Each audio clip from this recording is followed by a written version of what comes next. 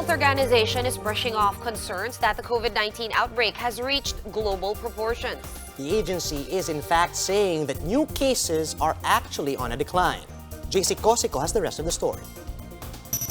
The World Health Organization reports that there's a decline in new COVID-19 cases in China. But they're not letting their guard down.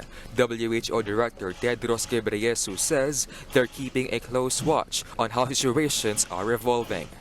The data also appear to show a decline in new cases. This trend must be interpreted very cautiously. Trends can change as new populations are affected. It's too early to tell if this reported decline will continue. Every scenario is still on the table. Meanwhile, Head of Emergency Programs Mike Ryan belied fears that the disease has reached pandemic proportions. He says they have yet to witness widespread transmission of the disease at the community level outside of China. He also urges the media to be careful in calling the outbreak as a pandemic. So therefore, I think we have to be very, very careful not to drive fear in the world right now, and be very cautious in using the words you have used.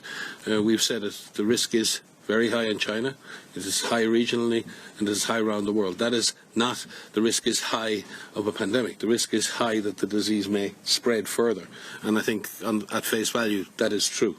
Back here in the Philippines, the Health Department clarifies that there's still no evidence to support that you can get COVID-19 in buffets or by sharing meals. The DOH is reacting to reports that a family in Hong Kong supposedly got infected with COVID-19 after sharing a hot pot dish called shabu shabu. We cannot confirm, we cannot say tama po yan na kapag yung mga sa buffet and shabu-shabu, kasi hanggang ngayon naman po wala pang direct evidence kung saan nag-originate talaga. The Health Department earlier said that the virus can only infect people through respiratory droplets.